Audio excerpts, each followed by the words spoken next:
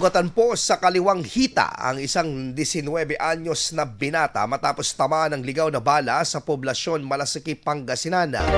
Sa panayam kay Malasiki Police Station Chief of Police Lieutenant Colonel Francisco Sawadan Jr., nagmula umano ang bala na tumama sa binata sa warning shot ng isang may-ari ng bahay sa lugar na nilooban ng isang lalaki.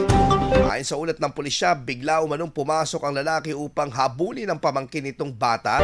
Dala ang isang kutsilyo nang walang ano-ano'y sunod nitong hinabol at inundayan ng saksak ang may-ari ng bahay.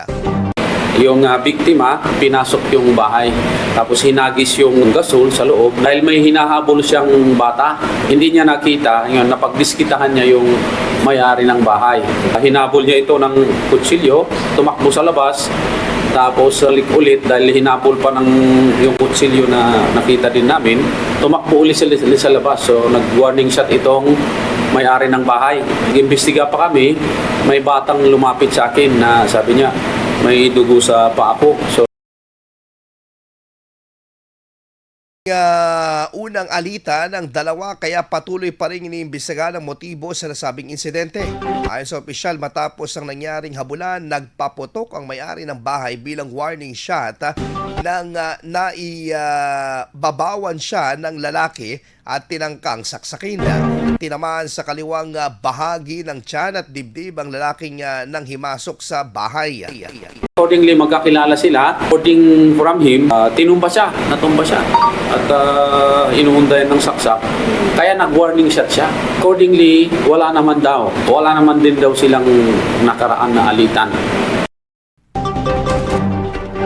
Sa pagresponde ng kapulisan, lumapit ang binata na tinamaan din ng bala at agad namang dinala sa pagamutan. Sa kasalukuyan, nasa kustudiya na ng otoridad ang suspect na may-ari ng bahay at na-recover din ang kalibre 22 na baril na gamit ito. Sasampa ng kasong paglabag sa RA 10591 o ang Comprehensive Firearms and Ammunitions at Regulations Act matapos mapag-alamang hindi rehistradong gun owner ang may-ari, maging ang baril na nasa kanyang kustudiya. Bukod pa rito, mahaharap din ang kaso ang suspect sa kasong reckless imprudence resulting to physical injury matapos ang pamamaril na kinasangkutan ng dalawang katao. Nakatakda namang kausapin ng otoridad ang lalaking nanloob sa bahay para sa posibleng pananagutan din sa nasabing insidente. Paalala ni Sawadan na mas magiging epektibo ang kanilang operasyon sa pakikipagtulungan ng publiko upang masawata ang kriminalidad. Tuloy naman yung aming paggampan sa aming tungkulin sa pagpapanatili ng kaayusan at kapayapaan sa aming nasasakupan. Hindi kami maging epektibo kung hindi rin kami tutulungan ng komunidad para maiwasan yung paggawa nila ng kahit anumang krimen dito sa ating bayan ng Malasiki.